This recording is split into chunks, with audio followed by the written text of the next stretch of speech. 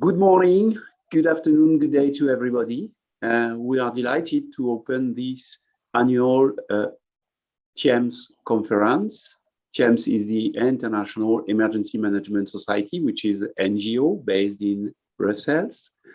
And we are really happy to organize it on a virtual mode, of course, to gather a large number of specialists and high-ranked persons to deal on crisis management and resiliency. Of course, we have to thank the French chapter, which is the HFRN team of Christian Somad, which is supporting the conference, and also the team of Kyle King, which is capacity building based in USA and also in Berlin. It's a very international conference, and all these people have been striving with the advisory board of the conference to select the papers. So a great thanks to everybody who work hardly to prepare this conference. Of course, thank you to all of you, you attendees who are joining us at each moment. And we are very happy to announce that we have 250 registered persons with a variable attendance during the days, because we are starting now a very exciting week dealing with crisis management on all aspects of public policies and all the important things who are now building the crisis management and the safety of critical infrastructures. So let me introduce our honorable speaker, opening speaker, which is Mr. Jean-Marie Le Guen. Mr. Jean-Marie Le Guen is medical doctor and physician specialist in health economics. Mr. Le Guen had a long political career before taking the presidency in July 2020 of the French High Committee for National Resilience after leaving his functions of Councillor of City of Paris. Elected Councillor of Paris City Hall since 1989, he was appointed Deputy Mayor of Paris in charge of public health and relationships with Paris hospitals in 2008, where he shared the supervisory board member of the French Parliament from 1997. He has been the reporter for several bills, notably the Even law, which is a counter tobacco and alcohol law in France. Former president of the National Health Insurance Fund, 1997 to 2002, then member of the High Council for Future Health Insurance until 2012. He was in charge for the Socialist Group of Health and Health Insurance Issues. In 2011, he published a book titled Save Our Health Before It's Too Late. On April 2014, he was appointed Secretary of State, which is a kind of deputy minister in France, to the Prime Minister, in charge of relationships with French Parliament, and he played an important role in the implementation of government policy by contributing to the agenda of the French Parliament and monitoring the implementation of the voted laws. On December 2016, he was appointed again Secretary of State to the Ministry of Foreign Affairs and International Development, in charge of the development and the Francophonie. So, Mr. Le Guen, thank you very much opening our conference, and the floor is yours. Thank you, Jean-Paul. Thank you very much for this very complete biography. I'm very impressed by all what you can know about me. So I have the volunteer to know more about you. Thank you, dear friends. I am pleased to welcome all participants to the TIEMS 2021 annual conference. As president of the French High Committee for National Resilience, which is the only representative in France for the International Emergency Management Society. Again, we hoped and tried to make this event happen physically in Paris, where I wish I had welcomed you. But again, we had rather have this meeting online to enable most of TIEMS members to attend, as the COVID-19 crisis is not yet behind us. As some you may know, the French High Committee for National Resilience is a non-profit organization which helps to improve the security, safety, and resilience of public and private organizations regarding major risks and threats. It contributes to the protection of population and the objective of national resilience. It's a place for exchange between the government, parliamentary assemblies, local authorities, companies, and experts on issues relating to security, safety, and organizational and structural resilience. We give them opportunities to meet and learn, and also tools such as online platform and alert reports to monitor risk and threats.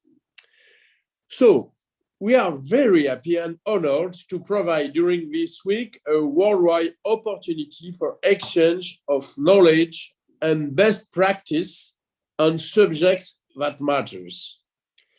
The program, as you know, is very complete and varied, and I have no doubt it will be helpful for our preparedness and resilience. The emergency management community face an intense and difficult present with the long-term COVID-19 crisis and has to prepare itself and the people for the challenge and opportunities the future holds. Major issues such as health, climate, and energy have real potential to reshape the way first responders operate and interact.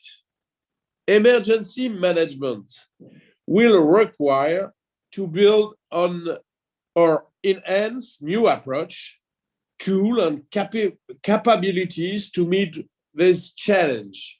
Indeed, disaster and emergency management planning must integrate projections for more frequent and intense weather change and phenomena. Significant long-term social benefits and cost saving can be made with strategic investment in disaster prevention, such as climate resilience infrastructures. Furthermore, it is necessary to include citizen preparedness and make them part of a genuine culture of resilience.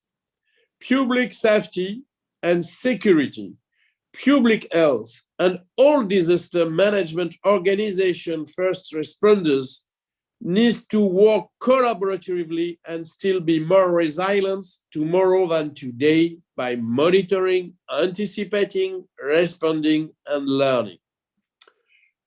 We hope really this conference will help you think about the importance of looking into deep dependencies when you think about exceptional risk management and provide you a clear insight on the various subjects. Before leaving the floor to my friend Christian Somad, I would like to give a special thanks to President Harald Drager for his confidence and his constantly renewed commitment to the International Emergency Management Society members and chapter. I wish you all a nice conference week. Thank you very much. Thank you, Mr. Nguyen, giving this talk, which is very fruitful, friendly, and also with a large strategical view on what is important to build more resilient countries, of course. We need it, and the recent crisis, of course, demonstrated that there is some gray zones and the need to improve all the time. Preparedness, citizen instruction, knowledge of the risk, and so on. Thank you so much, Mr. President Le Guen, having given us this talk. So let me now introduce the next speaker, which is Christian Somade. Christian Somade is the general delegate of the association, which is an NGO in France, Resilience France. Is also called the French High Committee for National and National Resilience, formerly with another wording on civil defense. And after a career in defense and security industry, he is also a non-executive chairman of the ERIS group. Christian Somade has been leading the activities of Resilience France for more than 25 years. He organized more than 500 breakfasts, my gosh, in the which are debates in the Senate, the French Senate, and webinars with 100 of conferences on the subject of global security. Resilience France is an NGO under the French law of non-profit bodies, which is the very old law of 1901. It's a civil society actor participating on the reflection on organizational and structural resilience. Its activities aims to be a platform for exchange between the state, the assemblies, the local authorities, the companies and the experts on the questions aiming on the national security and the resilience of the population, the companies, and in fine, the nation in front of the risk and major threats. Between 2007 and 2020, he also created and led national sessions training and exercises for resiliency, which was at this time a subsidiary of Resilience France and now a subsidiary of the Everywhere Group in risk analysis, crisis management, and bushfire continuity, and business continuity. He has participated in numerous security research projects by European Commission, FP7, H2020, ANR, which is a French National Research Agency, and development of digital tools, handbooks, GIS, simulation. During this time, he also produced dashboards to follow, to have a review on risks. He has also, to his credit, numerous presentations in international and national conferences, as well on the TV shows. Christian Somade has a degree, is detailing a degree in public law, postgraduate diploma in defense, and a master's degrees in marketing and communication. He is also former auditor of the French Ministry Interior Scientific Institute and a representative for France of TIEMS. He is the boss of the French chapter of TIEMS. He's the author of 2 books on major risks and population protections in 86 and 96.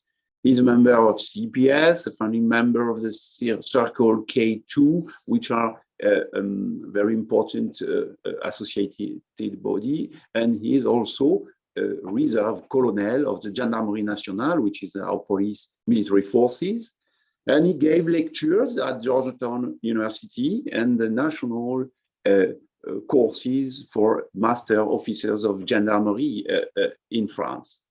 Christian Somade has great knowledge of the organization, the national security in France, and he has directed several studies and training, also material given to the SGDSN, which is a body related to the Prime Minister to tackle risk and threats.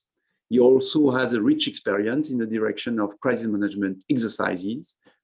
He led this kind of exercise also on behalf of the National Institute of Justice.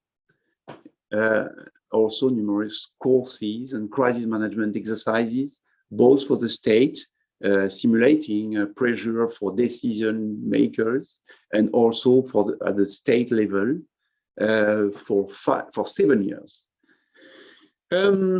He also been a participant, an observer in many national and international exercises in USA, in Singapore, and UK. And prior to that, he was for 3 years Group Director of Security and Defense Market Development for CEGELEC, a solution and service company, a large solution and service company in France, with a peculiar focus on the security of the airport and port and critical infrastructures. He also spent 3 years in Washington, D.C. to develop and promote the French industry against CBRNE risks and threats on the homeland American security market on behalf of Giant Industries, another French company in the sector. And eventually, prior to that, Christian spent 20 years in the CBRNE defense industry at SP Defense, then Giant Industries, as I said, and as marketing director for CBRNE and director for civil defense activity by another group subsidiary of SP Batignolles. So, Christian, what a long work, what a tough life. And thank you opening on behalf of French chapter this conference, this annual TIEMS conference. Thank you very much, Jean-Paul. It's too long. I think I apologize for all our friends. I think my view is too long. It's maybe because I have to start to have too much white hair. So it's a great pleasure and a great honor to introduce this conference. And I have prepared some slides that I would like to share with you to speak about two things. In the 15-20 minutes that I will try to I'm going to share the screen right now. First thing, I think it's good to remind what is resilience and how we speak about resilience right now, because it's a buzzword that it was very used by whole type of media, but in the field of emergency management, what is the meaning of that? And I think that we have many definitions of resilience at the national level. First, you can read here the definition of the France and the one of Europe, but you have many others in USA, Israel, Singapore, just to take few of them. You have different kind of definition of resilience, but it's all the same. It's a collective resilience, and we will come back on this definition. But mainly, what is it? If you take the definition of Europe, resilience is the ability of a person, household, community, country, or region to resist, adapt, and recover quickly. Quickly is important from stresses and shocks such as violence, conflict, drought, or other natural disaster, without compromising its long-term development. Meaning that you have this meaning of long-term developments to be able to adapt and to recover. But in order to be able to adapt and recover, you have to be able to prevent and to reduce the risk, and that is important. It's why I think resilience is before, during, and after an event. And you will see differences in the different definition. In France, we are going to speak about the return to normal functioning, at least under socially acceptable conditions. But mainly, it's always the same, is to resist and to adapt and not compromising the development, the long-term development. So that's the first definition. But if you look more in detail on the fields of resilience, you will speak about individual resilience. The resilience is the individual people, but also the immediate family. And as first responders, you know absolutely that if the responders is aware about his family, is not operational. He's going to take care about his family first. And that has been seen in many events, such as Katrina or others. And so individual resilience start by the individual, but it starts also by the immediate family. The collective resilience is much larger. Of course, it's all the organization that a single people belongs to. Could be affiliation, the company, the city where you live, the county, the department, the region, the state, the continent, whatever. But that is collective resilience versus individual resilience. The forms of resilience are really the heart of the systems. When you speak about business continuity, preparedness, and so on, we speak about organizational resilience, meaning the organizational resilience is all the techniques and the process that you need to apply to be better prepared to face an event. And that is really very, very clear, and that really the art of the emergency management, I would say, work. But there is another resilience, which is a structural one. And the structural one is different. It's more anticipation and forecasting of the bad scenarios, sometimes with cascading and sometimes systemic effects. And the concept of structural resilience is to reduce vulnerability and to adapt dynamically to the change. And we face in this decade a lot of change, not only the climatic one, but the technological one, the societal one. And of course, the organizational resilience cannot be alone without a leg in the structural resilience to understand how the society is moving and what are the dynamic and what to plan for, and that is important. And that altogether bring the what I call the resilience plan. It's more global than probably we used to do before, but we need to adapt to that. But of course, you have other many mention of technical words, resilience, adapt in the psychological and the psychic resilience, the resilience of materials, the ecological resilience, the infrastructure, the IT, the supply chain, the urban, the food, and other. You have many resilience. It's what I call the sectoral resilience, and those resilience are known and are already, I would say, work on by the specialists in the different sectors. But it's important to have this view.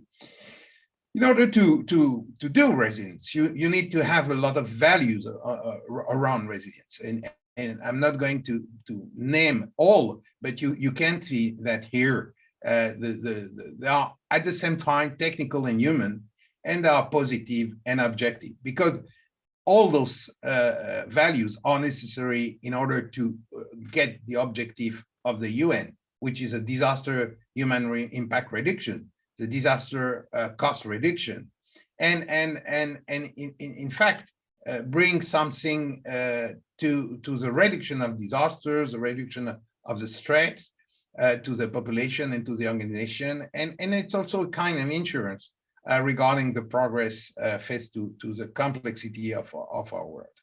So the benefit cost is high. I don't know, and I launch the issue. We don't have really a view of how much cost a resilience policy, probably because we never did it at a large scale. Is it 1%, 2% of GDP? No, don't know. What we know is that usually the cost of structural and organizational resilience go from very few percent to 30% of operating or investments. It's very depending regarding sectors, contexts, and so on. But we have to think that resilience is an investment, and it must be amortized over the long term and benefit from special financing. And just to give you the prevention only, that we know that 7 times that the UN number, or sometimes even more, and I think on the COVID it would be more if we had planned before. It costs much less to invest $1 before than 7 after. And if we apply to the resilience as a whole, is probably a better payback, That was the first part of my presentation. The second one will be maybe faster, is a crisis management vision for the next decade. And it's very hard to say what will be the future, because when you see a couple of these words, and you can read it, or you read it after maybe my presentation. Many people make a lot of mistakes about what it is prediction foresight, I would say, and so we have to be very have a very humility of foresight. So what we can say about the emergency management, that now in this decade, real time is everywhere, in the alert, in the management, in the information, and you don't have any more right to not to know about, not to know what's going on, and that is a new challenge, because we have to be ready 24/7 in real time, and it's an impact on the organization. It's a kind of not only the permanent crisis, because it's always happening something, but it's an imminent one, meaning that you have to be ready all the time. The second part is the complexity. Complexity is everywhere, and we have IT everywhere. You have more processes, sometimes less competency. We don't have a lot of degraded modes because we are all using the same IT systems, and we cannot do without. Disruption and loss of value is higher, and we have an high cost for malfunctionings and repairs. So really, it's a complexity in the decision making, and the complexity of the world is really very, very, very large today. The communication is also everywhere.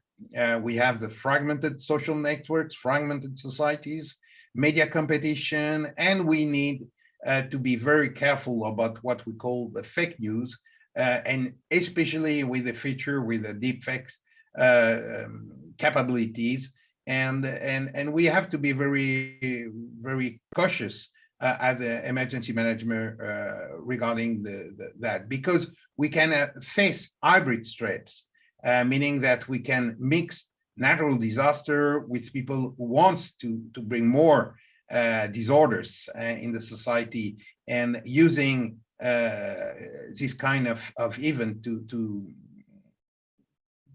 to be bad, really. So we have to take care about the need for immediate information, right information. We cannot wait. Also, it's question of time. So regarding emergency management, nothing really new. I mean, we know all this job, how a crisis or an emergency manager know how to work on. I think we have two main organizational models in the world: hierarchical, collaborative.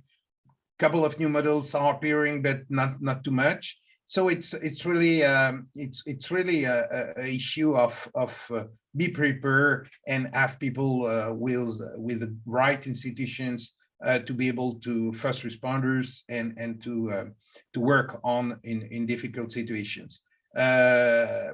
We will probably see in the future the concept of residence officers in organizations who will coordinate structural and organizational resilience measures, which is not the case yet, but that will become a kind of super security, safety, risk ecological transition managers. And I think it's something that probably we will see in the future. Just a word, because it's always very difficult to speak about the black swan and things that not happening and which are very difficult to approach. So I like this this view of Adrian Barden. I let you read it, but I think it's very important to understand that it's very difficult for most of the people, including the population, to project in a difficult environment. And they don't like that, they don't want to. So preparedness is always a challenge. And that is something that we have to recall all the time. So when we speak about the big black swan that we can have, it's kind of scenarios which our level of preparation is too low or non-existent, and which would require a kind of a special out-of-the-box planning and thinking. Those events are very low probability but extreme impact. They are changing from country to country, so I'm not going to make, but we speak by numbers: very large populations, very high damage cost, economic cost often 100 billion, and recovery times over 1 year. US got a couple of them, Japan got a couple of them, and COVID is a little bit everywhere by these kind of numbers in many countries. What we are looking for? We are looking for critical infrastructure with an impact on those critical infrastructure. Black swan can occur in nuclear, chemical, biological, in energy, sanitary, communication, transport, all the big sectors, all critical infrastructure sector are concerned of one aspect. And it's very important because the image of the country and the continent exposed to black swan is huge, of course, for the population itself, but for the attractiveness of the international image. So the economic, the media, the value, everything is very important regarding how a country is able to react to a black swan. The basic problem for all those extreme scenarios is that often in many countries, we have a major under preparation about the psychological aspect. This can happen. No, this cannot happen. And you have in many countries no plan for dealing with something which is unthinkable.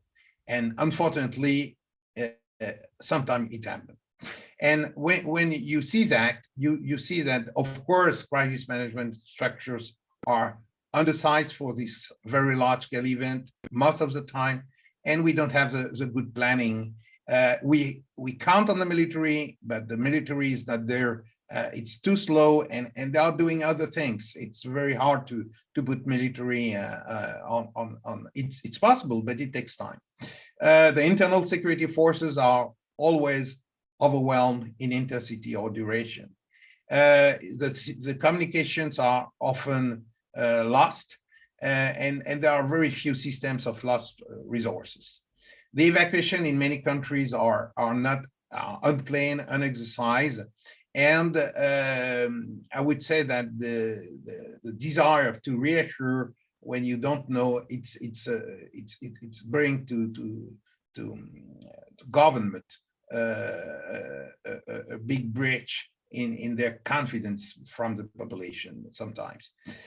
Also, it's harder for many countries to invest in preparation for international aid. Some countries are doing so, and but many very developed countries, and especially in the EU, they are not working too much on that. And I think it's very important because every kind of country may have need of international support. So in order to do the success of resilience and crisis management, you need a will, you need money, you need confidence, of course, and you need to inform your population and to be very, very open on that. And it's not always the case. Speaking about major hazard, major risk to the population is not productive for many politicians. And that's a worry because when it happens, it's too late. So I think confidence in opening is working together. Of course, we need technology, but we must be able to do without technology, and we need to be in a spirit of sharing most of the information and most of the experiences that everybody is getting around those issues. So it's really a concept which is working before, during, and after, and it must be seen as a partnership between all authorities, state, local, national, continental, and also with the businesses, because businesses are key in emergency crisis management today, as well as association, and we need to have a continuous and unified doctrine without forgetting regional and international models. So thank you very much for listening to me, and I hope that this conference, and I would like to thank you for listening to me, and I wish you very good work today and all the week, and I will be attending as far as I can all this very interesting presentation that you will all give to us. So thank you very much, and have a good day, and you got the floor, Jean-Paul. Thank you so much, Christian. It's very unusual in conferences. We have some time free. We are not late at all, so the coffee break will be a little bit longer. But over that, we are reaching now the major point of the opening session. I have to give the floor to Harald Dreger. Harald Dreger is, of course, the chairman of TIEMS, the International Emergency Management Society. He is one of the founding members of this NGO based in Brussels, and he is president since 2002. Detaining a master degree of control engineering from Norwegian Technical University, then another master degree in industrial engineering from Purdue University, USA. Harald Dreger began to be a project manager in several companies. Then he worked for Det Norsk Veritas for some years, inspecting the ships, if I well remember, Harald. And also after that, he built his own consultancy company. Harald is a very proactive person, and in parallel, in 1994, he was a founding member of TIEMS, as I said, then quite quickly president in 2002. And of course, he developed TIEMS on a large scale all over the world, building chapters from Asia, Australia to America. And now TIEMS is a very large scientific society with a large number of correspondents all over the world.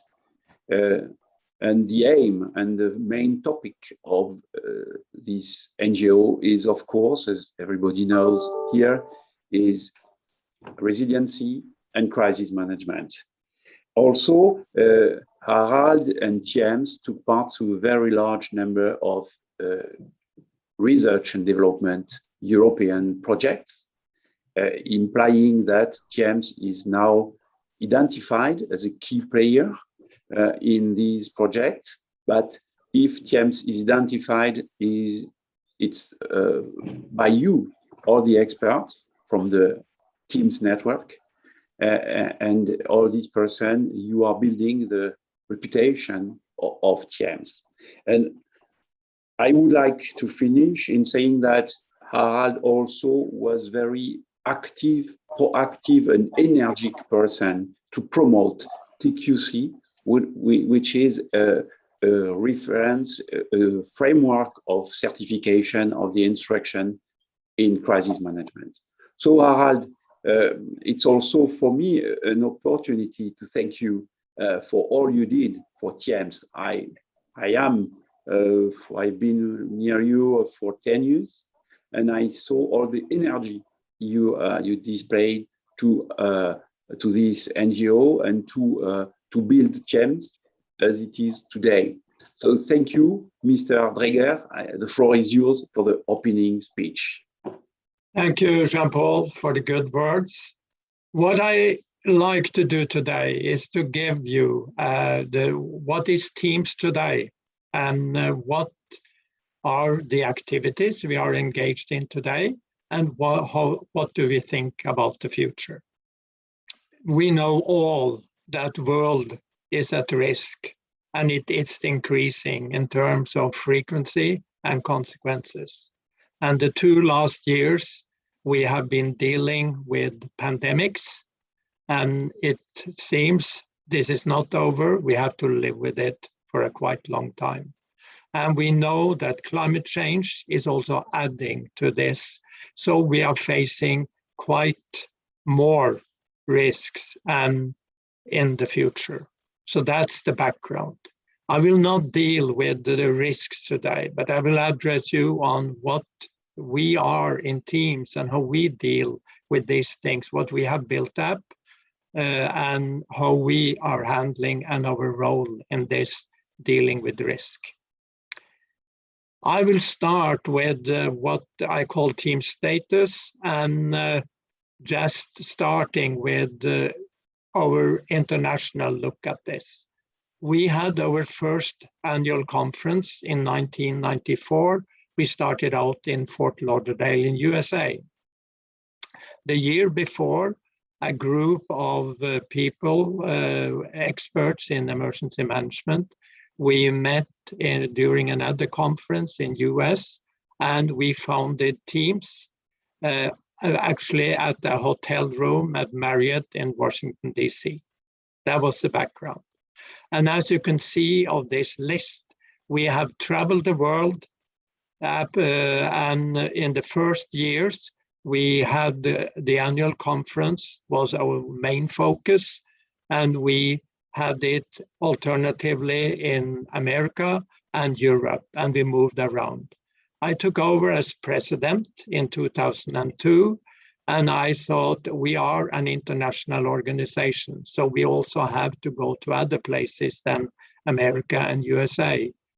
America and Europe. And then we started traveling Australia, we went to Asia, and today we have been in Paris 2 times. Unfortunately, we have to be virtually, but I had hoped we could meet in Paris. That was not possible. But next year, we will be in the United States, and hopefully that is a time where we can get together again. And finally, we are also moving to 2 continents we haven't actually been to with our annual conference. South Africa is on the term in 2023, India in 2024, and finally, we also goes to Latin America and Caribbean, with planning for Costa Rica in 2025. This has been a fantastic journey, and I have been to all of these conferences and met many of you. So this has been a good journey. The way we operate is that, as Jean-Paul told you, we are based as an independent international NGO in Brussels, in Belgium. But in order to reach out, and we say, think globally and act locally, we have established chapters. And here you see the chapters we have. Australia is red because we are not formalized. I'm communicating with a group in Australia that is in the process of establishing formally the chapter. And I see from the participants today, you are from many countries around the world. And if your country is not on this list, please consider, would you like to be part of this emergency management family? Contact me or someone else in the organization, and we can start talking about making up a chapter. A chapter takes care of local things, and then it can communicate with the other chapters, and this is a big family around the world.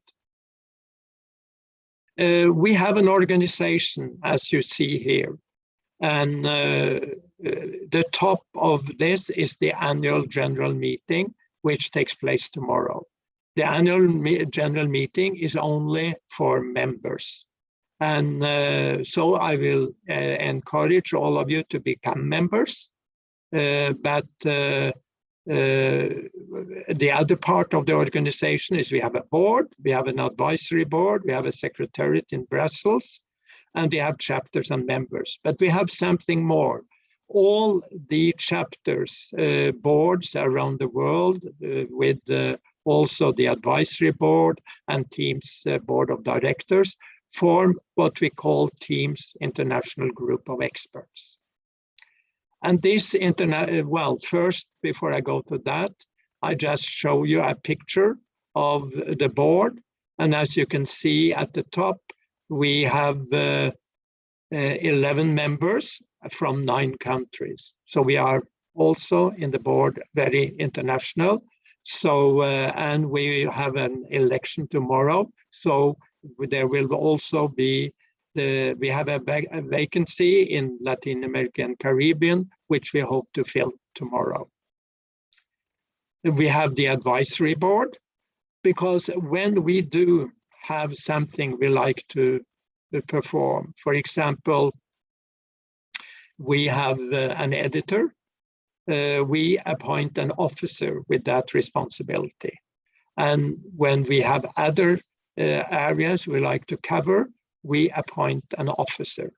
So that is also up to all of you. If you think, okay, I like to do something for TIEMS, I like to be part of this family, just contact us and tell us what you could contribute with, and then maybe be appointed an officer.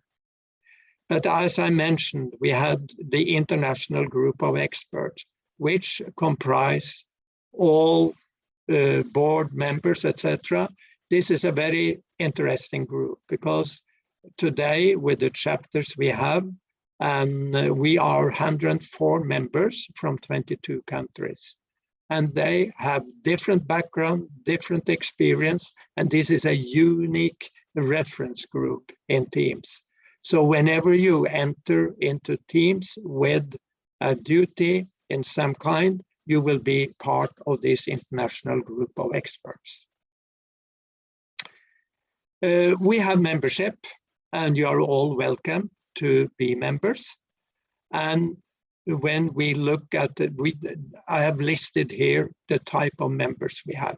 We have standard members, and it's not expensive to be a member. But we also have different membership fees for those who are able to pay from industrialized countries, and a lower fee for those who comes from what we call transitional economies. So everybody could afford to be a member of TIEMS.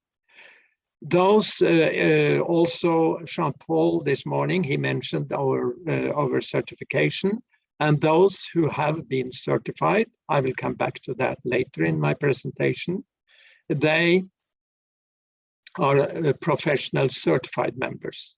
We have student members, we have institutional members, and for institutional members, might be a company, might be an organization.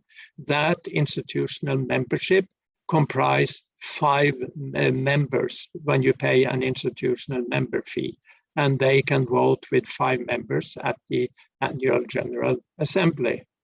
We also, because we know that the chapters, they can recruit their own members, and they are responsible for what cost it will be to be a local chapter member. And we also have 2 honorary members, 2 people that have done great work for TIEMS in the past. Altogether, we are around 3,000 members, all these all together. And we form a big family around the world. So what does it mean to become a member? What is their benefits for being a member in TIEMS? This has been on my agenda all the time since we started TIEMS in 1993. And I meet this question, what benefits is it to become a member? Well, as I have listed here, we have listed that we are a group of different people, different experts with different background and with different experience. And through this family, you can learn, you can serve, as I said, and you can network. Learn from a multidisciplinary, multinational TIEMS community through special TIEMS programs. You can serve, and in this respect, TIEMS participate in quite a few research projects. I will come back to that. And one benefit which might be very interesting for all of you is to be a member of TIEMS team in the research project we participate in. This, since everybody working for TIEMS in the capacity of board officers, it's a voluntary work. No one is paid for what we do. But when we have got a project paid, there will be a good fee for participating in the conference, in the project. I will come back to list the project a little bit later. And networking. Today, networking is the important thing, communicating, and I think we are reaching quite well out all over the world. As I meant, now I have been through the status of what is TIEMS today and what activities do we do. There is one thing, since we are a very different people from all over the world, there are different cultures. And what we have taken very seriously is that we focus on cultural differences to be understood and included in the society's events, education and research programs. And we have 4 main activities. What I have learned by working with TIEMS over all these years, 28 now, I see that we have a lot to learn from each other. The different areas, Asia, Africa, America, Europe, the focus might be different, and we can everybody have something to learn from other ones. But what are we have today 4 activities, main activities. International conferences and workshop, where this is one, and I told you about how we have been moving around the world. In addition to these annual conferences, also the chapters do their own workshop or annual conferences. So there are quite many conferences which goes under the name of TIEMS around the world every year. Last year, we started with webinars. I will come back to a little bit more explanation on that. And we have research and development projects, and we have this international certification. Let me start with the webinar. And this was actually, last year, Kyle King approached me after the annual conference, and he had been running webinars in order. His focus was that he's an American, he works for NATO, lives in Ukraine and worked with peacekeeping in Ukraine. He tried to, and his focus was that Americans doesn't know much about Europe and the different emergency management system in Europe. And that was his focus. And he asked if we could work together in promoting the different models of emergency management around the world. And we started out in February this year, and it's been a fantastic journey. The participation, as you see the numbers, there have been more than 700 attendees from 72 countries. And here you see what we have covered in these conferences. We try to keep it to 1 hour, and we try to keep a time where we can reach mostly out. This is, of course, always a challenge in an international organization by all the time zones. And but we have covered many countries up to now. And the last one in 2021, I think it's 16th of September, and it's about CDRI, Coalition for Disaster Resilient Infrastructure. This is an organization which we have also given different offers to research, doing research for them. I will come back to that. I didn't mention maybe that Kyle King is from the company Capacity Building International. And we have also been doing some of our webinars in cooperation with Manchester University. We have decided that we will continue with this. So if you say, okay, I like to present my country's emergency management model, or I have other ideas or systems I like to present, please contact either Kyle and myself, and we can put you on the program for next year. This has been a very good spreading out the news about TIEMS and also learning to each other what other countries do on the emergency management. Research project, as I mentioned, we have been, as you see here, involved in 9 research projects. This is now becoming a quite important part of what we do in TIEMS. And this actually also gave the largest economic financial contribution to TIEMS. We started out back in 2006 with a project called NARTUS. This project and myself actually was responsible for establishing. This was about public communication in emergency management. And the result of this project was the establishment of Public Safety Communication Europe, which goes on the number PSCE. That is now a working organization and very active, so very proud of what we achieved in the NARTUS project. It was 3 years, started 2006, ended in 2009. ASSET started in 2013 to 16, and this was under EU's 7th framework program. The first one was the 6th framework program funded by EU. ASSET was very interesting. This was about pandemics and communication in pandemics. The background was actually the swine flu, where WHO declared this could be a pandemic. That happened not to be a pandemic, but more a mild influenza. And that started people to think, why did they declare this swine flu as a pandemic? Was it so the pharmaceutical companies could sell more? The trust in the authorities fell to a low level. And we addressed in this project, how can we restore the confidence in public's confidence in authorities?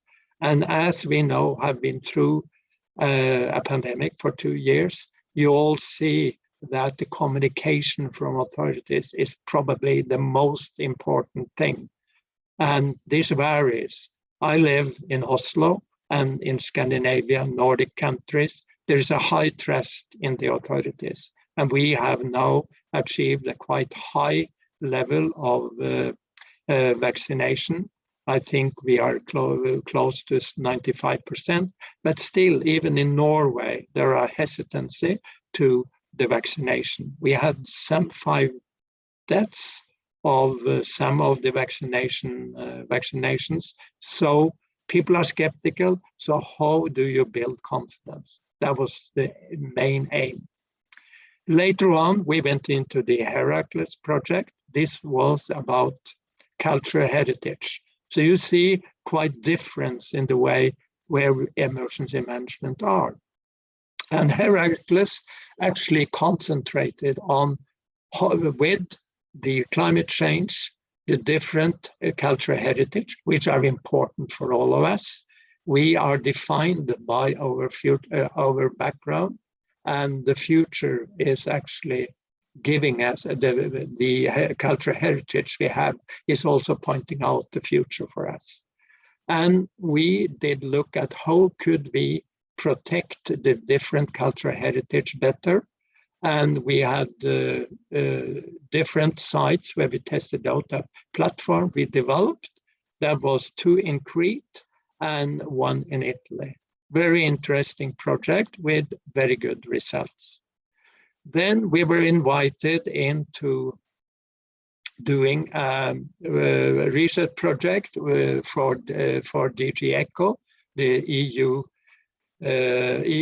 This was Hub on Wildfire Expertise.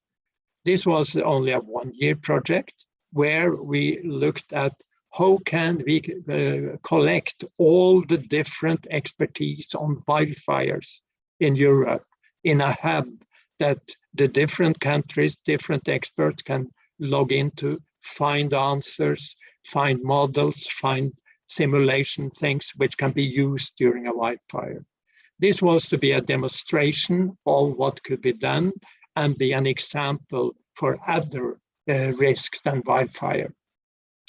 We all these 4 projects, we were paid for doing those, and we set up a team. Whenever we get an research project, we go out to our members, the international members who are paying members, and ask them if they will apply for participating in a project, if they have the expertise. And then based on that, we collect the team, and that team is then performing the research. But we also do voluntary work, and we were asked by the World Bank to do a study on civil protection worldwide. We contributed with Australia, looking into Australia, deep dive study of Australia, and also Ukraine and China. Those are the 3 countries we contributed with. Unfortunately, this study of the World Bank was never published for different reasons, more political reasons, but I think there was a very many good things found in this. And actually the webinars we are doing together with Capacity Building International and Kyle King is actually taking some of the things we learned in this study and actually telling about that in the webinars. Then this was voluntary, and I have been since early in 2006 with thinking of what should teams do and promote our own, and international certification, because we feel that certification is very important. And I will later in this program on Thursday afternoon, we have actually a session on it. So I won't go much into it. I will mention it a little bit later. This has been developed by TIEMS since 2006 and was launched in the market in 2020. This can be further developed, and I will also mention that later. Then last year, we got involved in Impetus. Impetus is a 2.5-year also EU project, this time in the Horizon 2020 program. And Impetus is about smart cities and how we can make smart cities resilient. The project have 2 sites where we demonstrate the platform, which is going to be developed with different tools that can be linked to this platform. And we did a test in Oslo 2 weeks ago, and now last week they did a test in Padova in Italy of this platform. And I was present in Oslo, and I have had the feedback that Padova was an excellent demonstration of this work. Now we have just been involved in 2 new projects. Both of them are on wildfires. One is FireLog, and the other one is FireRes. FireLog started up. We had a kickoff meeting in Berlin, actually earlier in November. The project started 1st of November, and FireRes is starting started 1st of December. These are 4 years project. As you see, all these projects have different things on focus in emergency management. And I like to say that emergency management is everything we do every day. And if you like to be part and actually involved in TIEMS research project, become a member. This is a great benefit for members. Then a little bit about TIEMS education, training and certification. You see the 2 emblems we have developed, TIEMS Education Initiative. One is TQC and the other one is TQAC. The background for this was with an increasing number of disasters worldwide, resulting in more international collaboration and support to disaster-stricken areas. The need for more education and training in emergency and disaster management seems evident. TIEMS believes that it is important to raise the awareness of competences needed in emergency and disaster management, and to support those participating in these activities and operation in acquiring those competences. That was the background. And we actually started out with a survey, and we got a response from 72 experts from 33 countries. I think that was quite good. You see mentioned the countries down here. And I will just read something. The red one I will read. We got a long list, and actually the whole survey can be accessed on TIEMS website. And we got really good advices from this survey. And that was also before we started the development, and we listened very well to those advices. I will read those with red. And although there are several higher qualifications in emergency management, they mainly focus on specific countries' requirements rather than an international focus. A globally recognized certification will help professionals of varied backgrounds in disaster emergency management have a better understanding of each other's competences. And like credentialing, a certification obtained via a rigorous process from an organization with validated international standing or renowned is a positive indicator of a person's knowledge base and capabilities. And this has led to, as I said, two types of certification. One is the TQC, stands for TIEMS Qualification Certification, is a certification for individual emergency management with a nationally recognized professional certification, or other individuals with documented competence and experience, practical or academic, in international emergency and disaster management. TQAC stands for TIEMS Qualification Associate Certification, and that is a certification for individuals with proper education in emergency management, but who are lacking the practical experience as required for TQC. Both TQC and TQAC only certify knowledge and competences about international standards, requirements, and best practices necessary to create, and this is important, an international common understanding among those working with emergency and disaster management internationally. I will address more details on this in our certification debate on Thursday, but I can mention already now that 8 people are certified, and we have 5 people in the pipeline from actually 8 countries altogether. And it's everything goes on the internet, so people can actually be certified from where they are. We are proctoring, so we have a cooperation with a company that is monitoring the candidate when he or she does his exam. It goes through an application, compliance, see that it's compliant, examination and certification. And here it's a picture of the certificates. So what does the future give? That is very important. And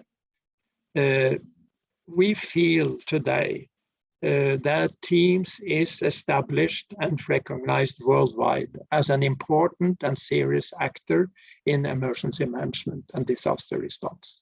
We are taken seriously, and we have been serious, and we have concentrated on delivering real things to add and contribute to more resilience worldwide. So what do we focus on for the future? Well, we like to do more international conferences and workshops worldwide, because this is a communication platform, very important communication platform, and that needs to continue. And I do believe we have done it virtually now from France 2 years. And I think we will never return back to a fully physical meeting. There will probably be a hybrid meetings in the future. This good thing with this is actually that more people can attend. And with 250 persons who has registered for our conference during this week, shows that we reach further out than people when we meet physically. And actually the costs also, there is no cost for those who follow. To meet is also important, to see and meet people. And when I was in Berlin in the kickoff meeting with Firelog 2 weeks ago, it was actually very good to see people, talk to people, go socially out, eating dinner, etc. Germany was very strict on mask mandate, so we had to wear masks wherever we were, and we had to show our corona passports that we were vaccinated. So you can do it, and but also do it as hybrid event. We will do more webinars because that's been a very good thing, reaching out. And as I said earlier, please contact either Kyle King or myself and say, I like to present my country's model, or I have an idea which I like to present. And as I told you, we like more chapters to be partners in our worldwide network. So please think, do you have connection? Do you have time? And do you like to start a chapter in your country or in your region? So, and also remember, these are voluntary, but teams have also built up a little bit better economy over the years. So we also prepare to help with some financing if that's necessary. And as I told you, TIEMS members, they participate in all our research projects. And what we are now focusing on is also getting all the chapters more involved in our research and development activities. And we also, so far, all our chapters that have been financed is financed by the European Union.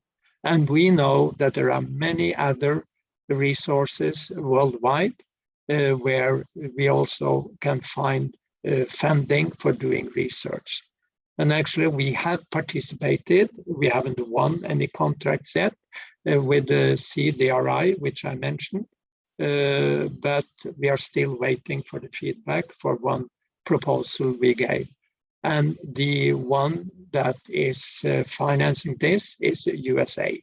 So we are reaching out. More members. So please, if you find what I've told you today, that this is something for you, I think membership is affordable by everyone because we have different fees for different economies. And you can also be a member in the chapter, and then the chapter decides, and most of our chapters does not require any membership at all. So please look at that possibility. But we are not going to do everything alone, and we like to have educational partners. We are concentrating on education and training.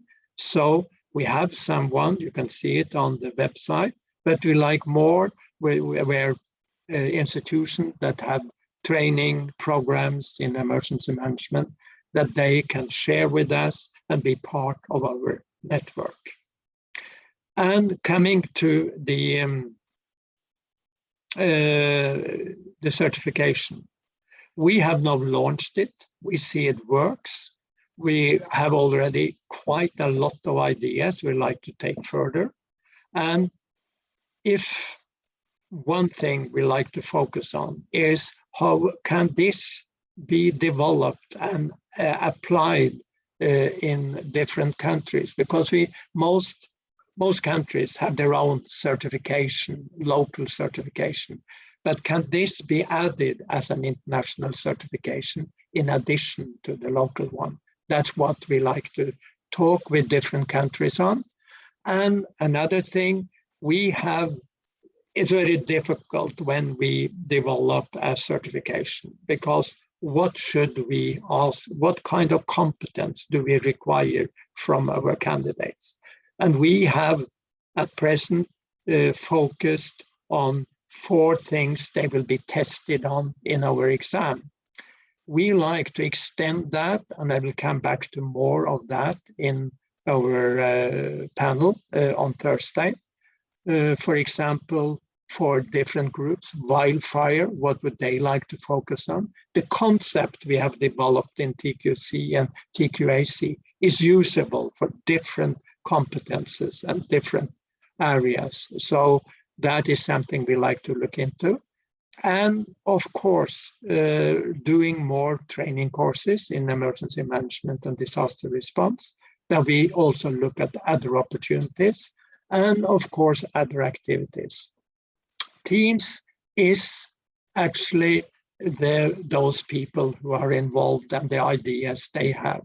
So if you have ideas of your own, contact us and tell if you have ideas, you like, say, I like to join TIEMS, I like to bring my ideas in and see if you like to use them or develop them further. That is what I like to end with.